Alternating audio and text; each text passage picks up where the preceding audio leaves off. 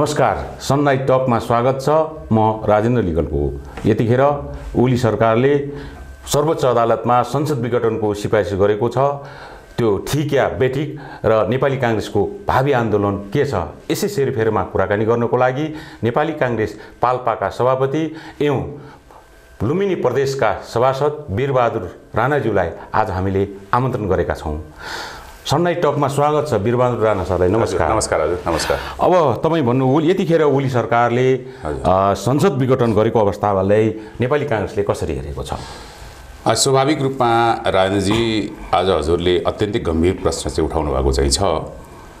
सर्वप्रथम त हामीले लामो समयको सङ्घर्ष पश्चात यो मुलुकमा सङ्घीय लोकतान्त्रिक गणतन्त्रात्मक संविधान हामीले जारी गर्यौं र त्यो संविधान जारी गर्दै गर्दाखेरि चाहिँ हामीले विगतको इतिहासका घटनाक्रमलाई चाहिँ हेर्ने हो भने धेरै व्यक्तिहरूको शहादत प्राप्त गरेका चाहिँ छन्।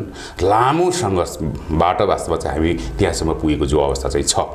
त्यसैले यो पछिल्लो संविधानमा धेरै कुराहरू चाहिँ उल्लेख भएका चाहिँ छन् कि विगतका संविधानहरू सम्झौताका आधारमा, हुकुमका आधारमा आएका चाहिँ थिए भने अहिले प्रत्यक्ष जनताको संलग्नताबाट जनताका प्रतिनिधिहरूले गएर संविधान सभाबाट बनाएको संविधान अहिले यो मुलुकमा चाहिँ छ र लोकतन्त्र भनेको विधि, प्रक्रिया र पद्धति हो र त्यसै कारणले गर्दाखेरि यो मुलुकलाई स्थायित्व दिनका लागि, यो मुलुकमा चाहिँ शान्ति र सुशासन कायम गर्नका लागि र साँच्चै यो मुलुकको समग्र समृद्धिका लागि जुन ढङ्गको अहिलेको संविधान जारी भएको चाहिँ छ र सिधै पुस 5 गते केपी ओलीले एकाएक संविधानमै व्यवस्था नभएका कुरालाई जसरी संसद चाहिँ विघटन गरेका चाहिँ छन्, त्यो आफैमा पनि एउटा अलोकतान्त्रिक, असंवैधानिक र तपाईको चाहिँ सनकका भरमा र स्वेच्छाचारी ढङ्गले र आफ्नो पार्टीभित्रको एउटा सामान्य एउटा चाहिँ तिक्तताका कारणले गर्दाखेरि जुन ढङ्गले चाहिँ वास्तवमा चाहिँ यो मुलुकलाई गम्भीर अवस्थामा चाहिँ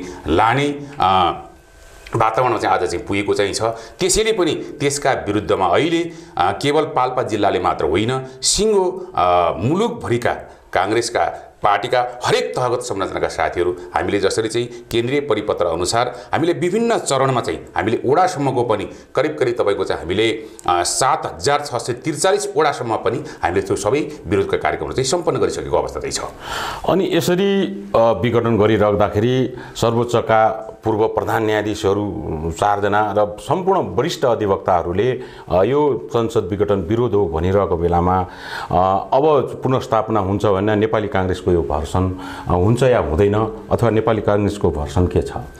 न, मुख्यतः अब नेपाली कांग्रेसको भर्सन भन्नुभन्दा पनि हामीले स्पष्ट रूपमा के भनेका चाहिँ छौँ भने जुन दिन केपी ओलीले जुन कदम चाल्नु भएको चाहिँ छ त्यो कदम आफैमा पनि असंवैधानिक हो, अलोकतान्त्रिक हो र यो अत्यन्तै एउटा स्वेच्छाचारी ढङ्गले एउटा सनकका घरमा चाहिँ चालिएका कदम भएका हिसाबले हाम्रो मान्यता एउटा कुरा के छ भन्दाखेरि अब अहिले त्यसको रिट चाहिँ तपाईको चाहिँ सर्वोच्च चाहिँ उसमा चाहिँ अदालतमा परेको चाहिँ छ, न्यायालयमा चाहिँ गएका हिसाबले पनि अब हामी कुनै न्यायालयलाई चाहिँ प्रभाव पार्न पर्छ अथवा चाहिँ त्यो ढङ्गको चाहिँ हाम्रा क्रियाकलाप र काम कारबाही हुनुपर्छ भन्ने होइन।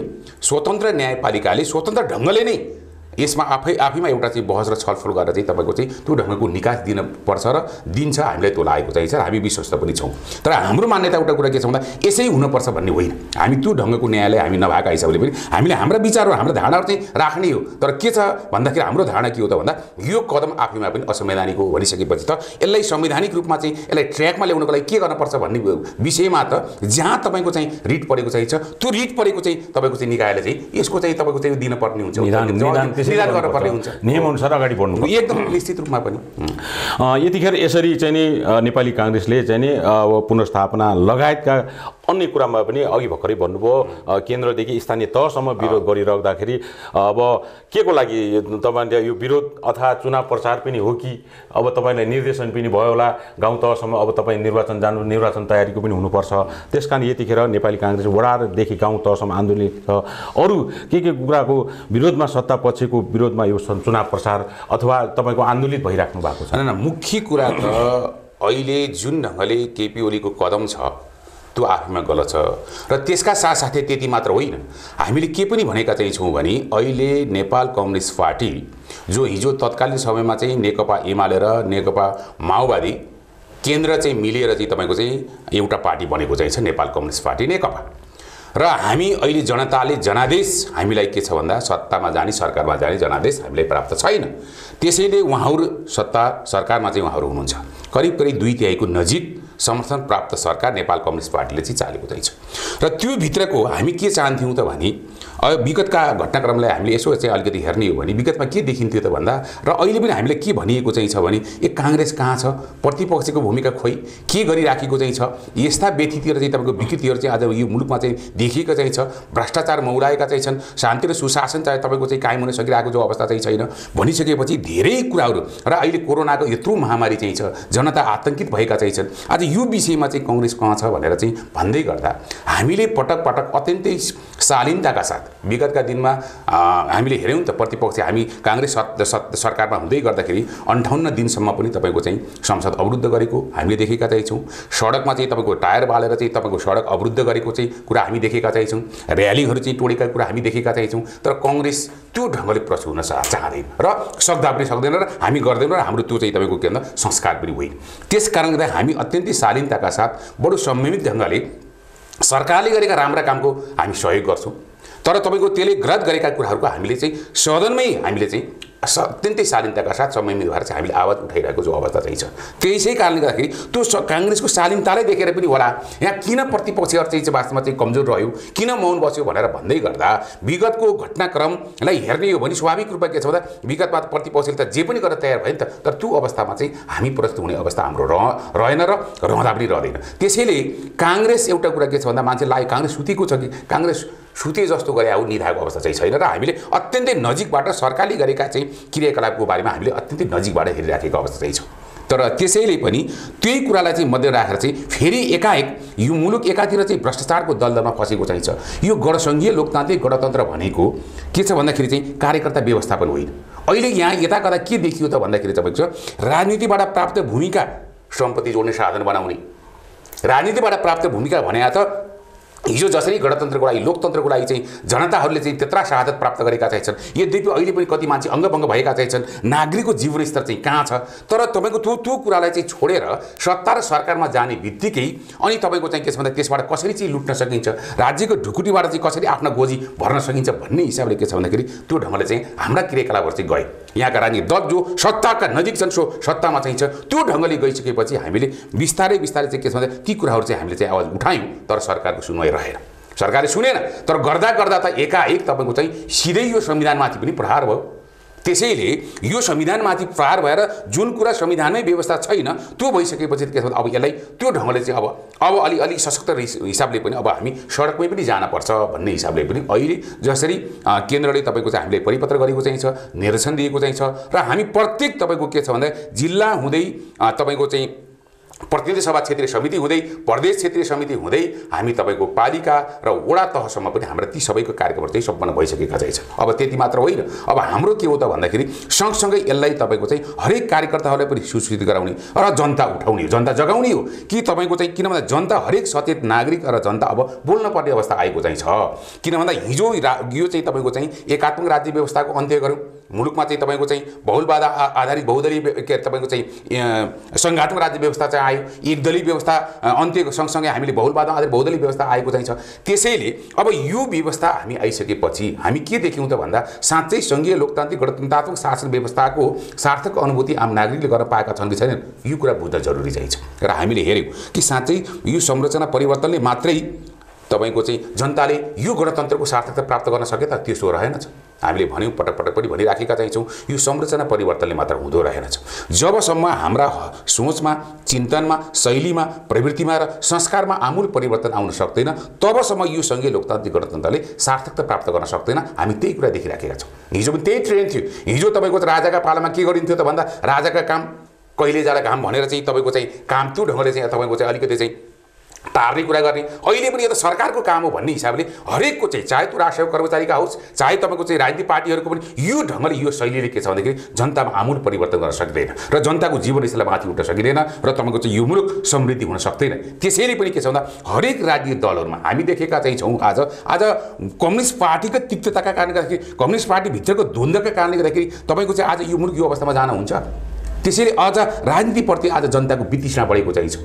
किन राज्य सञ्चालनको मूल यो त राजनीति हो। राजनीति कसले गर्छ त भन्दा यहाँका राजनीतिक दलले गर्छन् नि त। तर दलहरूको भित्रको यो ढङ्गको चाहिँ तपाईँको बेमेल, यो ढङ्गको तपाईँको चाहिँ असुस्थ प्रतिस्पर्धा, एकले अर्कोलाई चाहिँ सिद्ध्याउने। हेर्नुहोस् त अहिले शब्द चयनको कुरा गर्ने हो भने आज हरेक त्यो जिम्मेवार नेताहरूले चाहिँ त्यो बोल्न सुहाउँछ कि सुहाउँदैन, आफ्नो गरिमा, आफ्नो महत्त्व, म कहाँ छु र मेरो भूमिका के हो भन्ने हिसाबले पनि त्यो ढङ्गको हेक्का पनि के छ भन्दाखेरि ती दलका साथीहरू चाहिँ त्यो सत्तामा रहेका अथवा चाहिँ ती साथीहरू चाहिँ नहुँदाखेरि के छ भन्दा आज दलहरूप्रतिको वितृष्णा, राजनीतिप्रतिको वितृष्णा चाहिँ आज जागेको चाहिँ छ। तर त्यसका नाममा फेरि हामीले के भनेका चाहिँ छौँ भने होला हुनसक्छ लोकतन्त्रभित्र केही व्यक्ति विशेषहरूको कमी कमजोरीका कारणले गर्दाखेरि, तर आफैमा लोकतन्त्र आफैमा गलत होइन। लोकतन्त्रको विकल्प के हो त भन्दा लोकतन्त्र नै हो। लोकतन्त्रको विकल्प एकदलीय अधिनायकवाद हुन सक्दैन। त्यस कारणले चाहिँ राजनजी आज जुन घटनाक्रममा चाहिँ आज देखिएको चाहिँ छ, यदा कदा चाहिँ तपाईँको के पनि हामीलाई चाहिँ महसुस भएको चाहिँ छ भने त साँच्चै कम्युनिस्ट पार्टीले केवल लोकतन्त्रलाई साधन मात्रै बनाएको त होइन, कता फेरि अर्को सर्वसत्तावाद, अर्को चाहिँ तपाईँको चाहिँ अधिनायकवाद फेरि यो मुलुकमा लाद्न खोजिएको त होइन। कता फेरि चाहिँ तपाईँको केपी ओली चाहिँ राजा ज्ञानेन्द्रकै शैलीमा स्टाइलमा सबै यो मुलुकको चाहिँ तपाईँको चाहिँ शासन सत्ता लिन खोजेका त होइन। त्यो अवस्था आज महसुस देखिएको चाहिँ छ। त्यसैले यो संविधानलाई पनि कता कोल्याप्स गराउने हिसाबले हामी देखिया छौँ। हिजो पनि तपाईँको चाहिँ यो संविधान निर्माणको चरणमा संविधान चाहिँ ल्याउने चाहिँ तपाईँको चाहिँ प्रक्रियामा चाहिँ रहँदै गर्दाखेरि कहीँ न कहीँ कुनै न कुनै रूपबाट चाहिँ दबावहरू नआएका होइन। तर हिजोका चाहिँ तत्कालीन नेताहरूले चाहिँ त्यो दबावलाई तपाईँको चाहिँ त्यो चाहिँ तपाईँको चाहिँ आग्रहलाई पनि थाँती राखेर अगाडि बढ्नुभयो, त्यो आँट गर्नुभयो। त्यसैले अहिलेका नेतृत्व तहका हाम्रा आदरणीय चाहिँ म आग्रह गर्न चाहन्छु, हाम्रो त्यो हैसियत नहोला, तर जुन हैसियतमा हुनुहुन्छ, जुन भूमिकामा उहाँहरू हुनुहुन्छ, त्यो भूमिकामा रहेका व्यक्तित्वहरूले चाहिँ यदि सोचेनन्, मुलुकप्रति सोचेनन्, केवल आफूलाई मात्रै केन्द्रमा चाहिँ राख्ने त्यस्तो किसिमको चाहिँ संस्कार र संस्कृतिको विकास भयो भने यसले मुलुक यो चाहिँ तपाईँको चाहिँ आज जसरी चाहिँ मुलुकमा सङ्घीय लोकतान्त्रिक गणतन्त्र आएको चाहिँ छ, यसले सार्थकता प्राप्त गर्न सक्दैन। अनि यतिखेर नेकपा दुई गुटमा हुँदाखेरि नेपाली काङ्ग्रेससँग चाहिँ एउटा सहयोग मागेको अवस्था र नेपाली काङ्ग्रेसले अघि तपाईँले इमान्दारीका साथ आलोचनात्मक समर्थन, गलतको गलत, ठिकलाई राम्रो समर्थन गरेको अवस्थामा इमान्दारका साथ हामी 5 वर्षको लागि प्रतिपक्षमा सरकार बनेको हुनाले अब हामी दायाँ बायाँ गर्दैनौँ, 5 वर्षसम्म बस्छौँ भनिरहेको अवस्थामा नेकपा गुट उपगुटमा विजय आगामी निर्वाचनमा उम्मेदवार नेपाली काङ्ग्रेसको उम्मेदवारले सहज ढङ्गले अगाडि बढाउन यसले पनि गर्छ र यसको लागि पनि आन्दोलन गरेको भनेर यसरी बुझ्नु पर्यो हामीले। चुनाव प्रचारको अभियानलाई पनि अगाडि बढाउनु अनि निश्चित रूपमा पनि लोकतन्त्रको प्राण निर्वाचन हो। निर्वाचनले मात्रै, आवधिक निर्वाचनले मात्रै लोकतन्त्रलाई गर्छ, यस बचाउन सक्छ र यसको संस्थागत विकास हुन्छ। र हामी अहिले जसरी एकाएक तपाईँको चाहिँ केपी ओलीले तपाईँको संसद विघटन गरेर मध्यावधिमा जानुभएको चाहिँ छ, यो आवधिक निर्वाचन त होइन। र हामी के चाहन्थ्यौँ भने यो कम्युनिस्ट सरकारले 5 वर्षसम्म शासन सञ्चालन गर्नुपर्छ, सरकार चलाउनुपर्छ भन्ने हाम्रो मान्यता हो। किन विगतमा देखियो नि त, विगतमा के देखियो त भन्दाखेरि तपाईँको चाहिँ 2-3 वर्ष चाहिँ चल्ने बित्तिकै फेरि मध्यावधिमा जाने, साह्रै कुरा हुने, जुन अस्थिरता, अनि एकपछि अर्को प्रधानमन्त्री परिवर्तन भागो भई गर्ने होइन, त्यस्तो किसिमको जुन अस्थिरता विगतको दिनमा चाहिँ थिए, विगतको त्यो संविधानमा त्यो किसिमको व्यवस्था चाहिँ थियो। अहिलेको संविधानमा त त्यो व्यवस्था पनि छैन। एउटा तपाईँको चाहिँ प्रधानमन्त्री भइसकेपछि 2 वर्षसम्म अविश्वासको प्रस्ताव राख्नै पाइँदैन। विगतमा त 6 महिनामा तपाईँको चाहिँ सत्ता सरकार परिवर्तन हुने, ती 3 महिनामा पनि परिवर्तन, यस्ता विगतका चाहिँ ट्रेन्डहरू चाहिँ थिए। तर अहिले त्यो हिसाबले चाहिँ हिजोका चाहिँ तपाईँको चाहिँ अभ्यास र अहिलेको अभ्यासमा धेरै फरक छ। र अहिले धेरै कुराहरू चाहिँ त्यो संविधानमा व्यवस्थित गरिएको चाहिँ छ, जसका कारणले गर्दा के छ भन्दा यसले अलिकति चाहिँ एउटा स्थायित्व चाहिँ प्रदान गर्छ। नेपाली काङ्ग्रेसले त्यही सुझबुझका साथ 5 वर्ष हामी प्रतिपक्षमा बस्छौँ। त्यसैले पनि अहिले जसरी उहाँहरूले चाहिँ आफैमा पनि कतिपय ठाउँमा हामी देखेका चाहिँ छौँ होइन, तपाईँको चाहिँ उहाँहरूभित्रको चाहिँ खिच्चातानीको कारणले गर्दाखेरि हुन त आधिकारिक रूपमा चाहिँ निर्वाचन आयोगले उहाँहरूले चाहिँ 2टा दल भनेर चाहिँ भनेको अवस्था, मान्यता छैको अवस्था पनि छैन। एउटै पार्टीका नामबाट उहाँहरूका अहिले 2टा कार्यक्रम चाहिँ सञ्चालन भइरहेको जो अवस्था चाहिँ छ। र हामी के चाहन्छौँ भन्दा अहिले पनि हामीलाई शुभकामना छ, उहाँहरूलाई मिल्नुहोस्, मिलेर चाहिँ सरकार चलाउनुहोस्, 5 वर्ष सरकार चलाउँ। हामीले अहिले सरकारमा जाने आतुर छैन। हामी भोलिका दिनमा साँच्चै तपाईँको चाहिँ यो चोर बाटोबाट निर्वाचनको कुरा गर्ने होइन, वैधानिक तौरबाट वैधानिक ढङ्गबाट चाहिँ निर्वाचनमा जाने कुरामा त त्यो निर्वाचनबाट त काङ्ग्रेस त कहिले पनि भाग्दैन। त्यसैले हाम्रो अहिलेको अभियान भनेको के हो त भन्दा यो कदमका विरुद्धमा पनि जनतालाई सुसूचित गराउने, कार्यकर्तालाई जगाउने, जनता उठाउने हैन, त्यो ढङ्गले र यदि साँच्चै तपाईँको चाहिँ के छ भन्दाखेरि भोलि न्यायालयले पनि अथवा त्यो ढङ्गको चाहिँ तपाईँको चाहिँ संसद पुनर्स्थापना नगरिकन चाहिँ तपाईँको निर्वाचनकै कुरा जाने कुरा भयो भने त हामी निर्वाचनबाट भाग्ने कुरा त हुँदैन। हामी एउटा लोकतन्त्रवादी एउटा चाहिँ पार्टी र त्यही लोकतन्त्रको लागि लडाइँ लडेका हिसाबले पनि हामी यो आन्दोलन गरेका हौँ। एकदम बिरबाजी, यसरी अब नेकपा गुट गएको कुरा गरिरहँदाखेरि यतिखेर नेपाली काङ्ग्रेस पनि पौडेल र देउबा गुट बिचमा छ। हजुर कुन गुटको र गुटले कसरी अगाडि, यो गुट किन नेपाली काङ्ग्रेसमा पनि छ र यो महाधिवेशन चाहिँ गर्ने नै समर्थन गर्ने नगर्ने पनि तपाईँहरू बिच केन्द्रीय कार्यक्रम भएको हुनाले पौडेल र देउबा गुट पनि छ। अनि बिरबहादुर सभापति कुन गुटको होला त? हैन, यसमा त सबभन्दा पहिलो कुरा म के भन्न चाहन्छु भने राजनीति एक्लै हुँदैन। कुनै पनि व्यापार व्यवसाय एक्लै पनि गर्न सकिन्छ, समूह पनि गर्न सकिन्छ। राजनीति गर्नका लागि के छ भन्दाखेरि चाहिँ केही समूह चाहिँ चाहिन्छ। त्यसैले हरेक पार्टीभित्र केही तपाईँको चाहिँ मन मिल्ने साथीहरूको बिचमा समूह बन्नु, निर्माण हुनु, त्यसलाई कुनै स्वाभाविक हो। यस्तो स्वाभाविक पनि हो र यसले आन्तरिक लोकतन्त्रलाई थप बलियो र मजबुत पनि बनाउने काम यसले गर्छ। नम्बर 1 कुरा। दोस्रो कुरा, अहिले हामी एउटा अधिवेशनको सिलसिलामा छौँ र पाल्पा जिल्ला म तपाईँलाई यही सनराइज टेलिभिजन मार्फत पनि के भन्न चाहन्छु भने मलाई लाग्छ नेपालभरिमै किन त हाम्रो अधिवेशनको पहिलो चरणको काम के हो त भन्दा क्रियाशील नवीकरण र सदस्यता, नयाँ सदस्यता वितरण गर्ने काम र त्यो काम हामीले टुङ्ग्याइसकेको अवस्था चाहिँ छ हैन। मलाई लाग्छ तपाईँले चाहिँ बुझ्नुभयो भने अहिले पनि धेरै जिल्लामा बाँकी छ। त्यो बल्ल चाहिँ तपाईँले उहाँहरूले चाहिँ त्यो कुरालाई अगाडि बढाइरहनु भएको छ। हामी अब अधिवेशनका लागि पाल्पा काङ्ग्रेस तयार छ यदि केन्द्रले त्यो ढङ्गको वातावरण चाहिँ बनाएको अवस्थामा। त्यस कारणले गर्दाखेरि अब यहाँ कुरा के सोध्नुभयो भन्दा हजुरले कुन समूह के समूह भन्दा अथवा चाहिँ उहाँहरूको नेताहरूको बिचमा पनि दुईटा खाली कुराहरू चाहिँ उठेका छन् भन्दै गर्दाखेरि यो त स्वाभाविक हो। हेर्नुहोस्, विचार त आउँछन्। हाम्रो केन्द्रीय समितिले त्यो ढङ्गले निर्णय गरिसकेको अवस्था चाहिँ छैन। जुन बेला एउटा केन्द्रीय समितिले के निर्णय गरेको छ भन्दा यो कदम आफैमा पनि असंवैधानिक हो, अलोकतान्त्रिक हो हैन, यो स्वेच्छाचारी ढङ्गले चाहिँ आएको चाहिँ छ, यो सनकको भरमा ल्याइएका हिसाबले पनि के छ भन्दा प्रष्ट छ। तपाईँले यसैबाट पनि के बुझ्न जरुरी चाहिँ छ भने हाम्रो त एउटै भोइस छ त। यहाँ कहाँनिर चाहिँ तपाईँको चाहिँ दुईटा तपाईँको चाहिँ राणा देख्नु भएको चाहिँ छ, केही भएर त सुन्नु न। त्यसै कारणले गर्दाखेरि त आज हामी त वडा तहसम्म पनि यसको विरुद्धमा चाहिँ हामी लाग्न पर्छ। पौडेलले देउबा छ तर छलफल र बहस गर्दा एकपल्ट गरेर जान्छौँ, विवाद भए पनि बैठकमा छल र बहस गरेर अगाडि बढ्छौँ।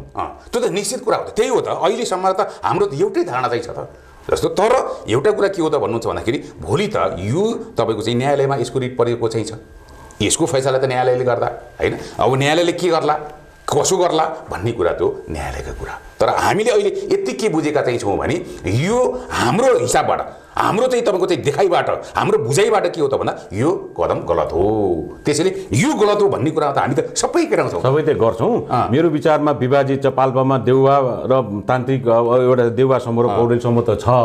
अब बिरबहादुर समूह के हो यसरी बोलिरहँदाखेरि भन्ने कुरो मेरो। यसमा एउटा कुरा के हजुरले बुझ्न जरुरी चाहिँ छ भने पहिलो कुरा त हामी नेपाली काङ्ग्रेस हो। हामी नेपाली काङ्ग्रेसको एउटा सिपाहीका भएका हिसाबले कहिले कुन इस्युमा चाहिँ कसैसँग मिले जस्तो पनि देखिएला, कहिले कुन इस्युमा चाहिँ कसैसँग मिले इस्यु अनुसार मिल्छ। यस इस्यु अनुसार। तर स्पष्ट रूपमा चाहिँ तपाईँले के बुझ्नुहोस् भने अहिले जसरी हजुरले चाहिँ कुन खेमा भन्नुभन्दा पनि अहिले हामीले र तपाईँहरूको मुद्दामा पनि अलिकति चाहिँ तपाईँका चाहिँ विचारहरू पनि अलिकति फरक हिसाबले चाहिँ आएका छन् भन्ने विषयमा चाहिँ तपाईँ क्लियर रहनु होला। चाहिँ हाम्रो विचार एउटै आएको चाहिँ छ। किन आयो त भन्नुहुन्छ भन्दा यो गलत हो भन्ने हिसाबले त केन्द्रीय समितिले तपाईँको चाहिँ निर्णय पनि गरिसकेको छ, विज्ञप्ति पनि आइसकेको चाहिँ छ र त्यसैको आधारमा चरणबद्ध रूपमा चाहिँ आन्दोलनहरू पनि भएका छन्। मुद्दाको हिसाबले भन्ने मिल्ने छलफल बहस गरेर यदि ठुला मुद्दाहरू छन् र बहस छलफल बहस गरेर एक ढक्का भएर पार्टीलाई अगाडि बढाउने काम भइरहेको छ। अनि निश्चित रूपमा पनि हाम्रो त्यो अभ्यास भइराखेको चाहिँ छ र त्यो ढङ्गको चाहिँ छलफल भइराखेको चाहिँ छ, संवादहरू भएका चाहिँ छन्। होला कहीँ कतै मान्छेलाई लाग्न सक्छ, काङ्ग्रेसभित्र पनि आज दुईवटा धारहरू देखिएका छन्, दुईवटा विचारहरू चाहिँ देखिएका चाहिँ छन्। कुन चाहिँ विचार के हो त भन्ने जुन किसिमले चाहिँ कुराहरू उठेका चाहिँ छन् त्यो स्वाभाविक हो। विचारहरू त विभिन्न हिसाबले चाहिँ आएका चाहिँ छन्, आउँछन् पनि।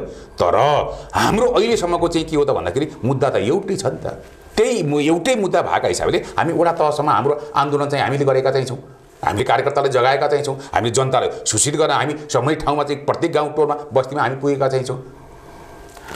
ठिक छ। त्यसो भए यतिखेर हामी संसद पुनर्स्थापना हुन्छ भने नेपाली काङ्ग्रेसको विविध पक्षमा कुराकानी गरिरहँदाखेरि अब आगामी निर्वाचन भयो भने नेपाली काङ्ग्रेस पाल्पामा अब तपाईँ प्रदेश सभासद भइसक्यो हुनाले क्षेत्र नम्बर 2 को अब संसद उम्मेदवार भन्ने एक खाले प्रचारलाई बिरबहादुर राणा अब क्षेत्र नम्बर 2 को उम्मेदवार हो भन्ने प्रचार भइराख्दाखेरि तपाईँको विचारमा हैन स्वाभाविक रूपमा मैले भने यो राजनीतिमा आफ्नो नितान्त एकल विचारले मात्रै इच्छाले मात्रै हुँदैन।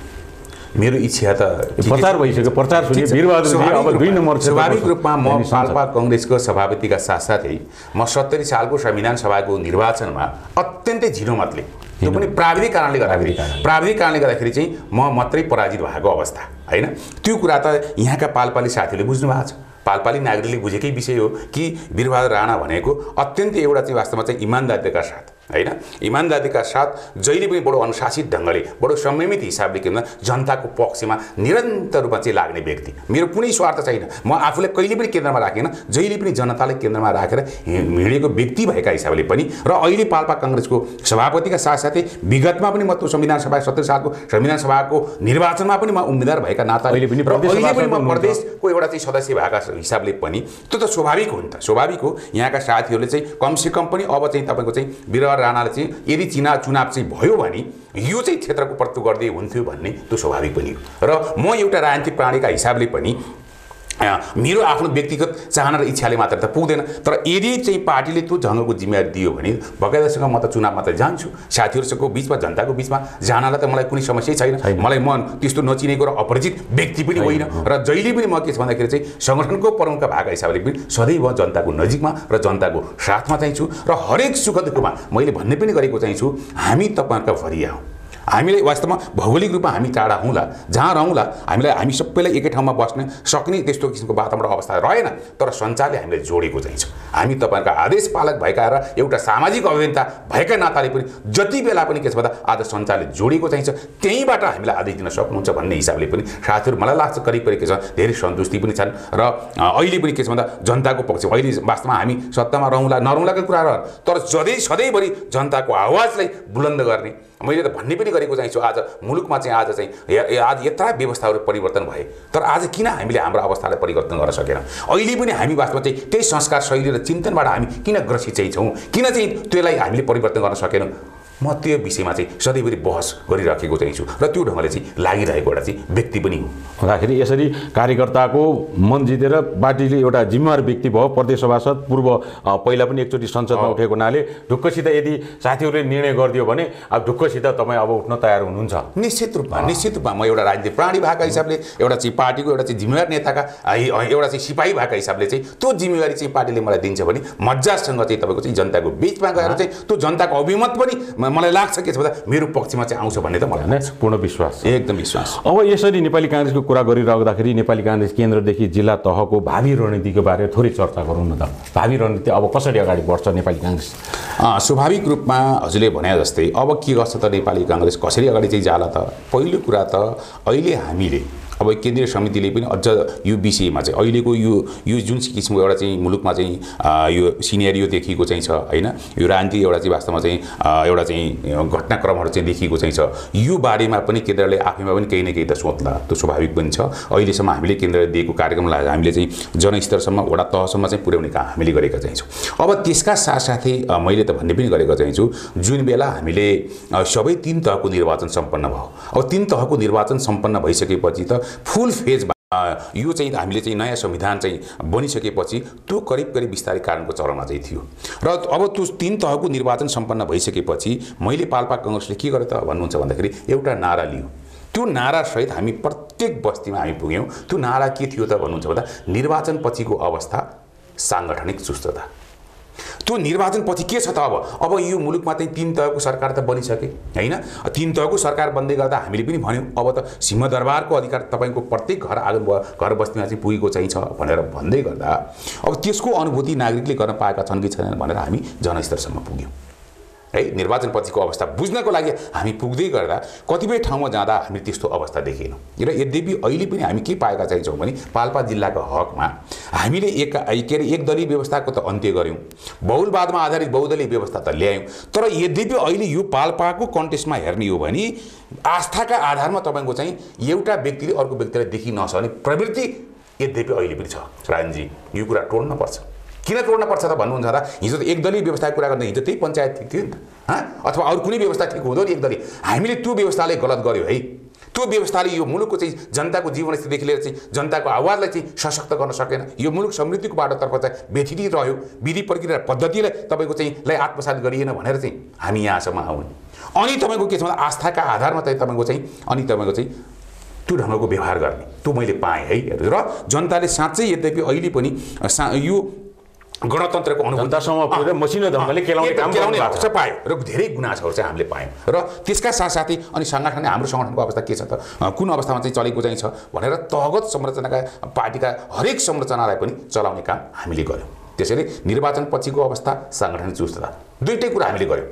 जनताले के बुझेका चाहिँ छन्, हाम्रो सांगठनिक अवस्था चाहिँ के छ भनेर पनि हामीले 10वटा तहमा हामी त्यो ढङ्गले हामीले कार्यक्रम सञ्चालन गऱ्यौँ। र अब अहिले के हुन्छ त भनेर तपाईँले सोध्दै गर्दा अब एउटा कुरा के हो त भने अब बिस्तारै एकातिर चाहिँ तपाईँको चाहिँ अब अहिले यो संसद विघटन गरिएको चाहिँ छ। यहाँ त अहिले त के हुन्छ भनेर यसै हुन्छ भनेर भन्न सकिने अवस्था त छैन त। किन छैन त भन्दा त्यो त न्यायालयको चाहिँ उसमा ढोकामा गइसकेको चाहिँ छ।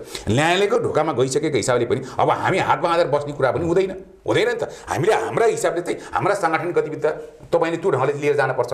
त्यसैले अस्ति भर्खर पनि हाम्रो जिल्ला कार्य समिति निर्वाचन नहुँदासम्म आफ्नो सङ्गठित गतिविधिलाई अगाडि बढाउने बैठकले हामीले भनेका चाहिँ छौँ। अब तपाईँको चाहिँ गाउँ केन्द्रित कार्यक्रम चाहिँ लिएर जाने, त्यो पनि सभापतिको नेतृत्वमा भनेर चाहिँ हाम्रो जिल्ला कार्य समितिको बैठकले पनि हजुरले सोध्नुभन्दा अगाडि नै हामी त्यो ढङ्गको तय गरिसकेका चाहिँ छौँ कि अब यो मुलुकको राष्ट्रिय राजनीतिको बारेमा पनि जनताले जगाउने र त्यसका साथसाथै हाम्रा साङ्गठनिक गतिविधिमा पनि तपाईँको चाहिँ चलायमान गराउने र प्रत्येक तहगत संरचनाका साथीहरूलाई चाहिँ तपाईँको चाहिँ अब अहिले त के छ भन्दा अलिकति उहाँमा सङ्गठित बढाएर अगाडि बढाउने यो विकृति र विथितिको विरुद्धमा र अब सशक्त ढङ्गले चाहिँ जनताको पक्षमा अब तिमीले काम गर है। तिमीले आफूलाई केन्द्रमा राखेर होइन, हरेक हामीले त हरेक पार्टीका साथीलाई हामी त्यो भनेका चाहिन्छौँ, तहगत संरचनाका साथीलाई हामी त्यो भनेका चाहिन्छौँ कि हामीले के देख्यौँ भन्दा यहाँ त कतिपय ठाउँमा जाँदाखेरि त तपाईँको चाहिँ के छ आफूलाई केन्द्रमा आफ्ना मान्छेलाई केन्द्रमा चाहिँ राख्ने, जनता जेसुकै होस्, जनता जहाँसुकै जुन हिसाबले चाहिँ बरु मतलब छैन त्यो हिसाबले चाहिँ गएका हिसाबले पनि हाम्रो सधैँभरि मान्यता के हो त भन्दा जनतालाई नै केन्द्रमा राख है।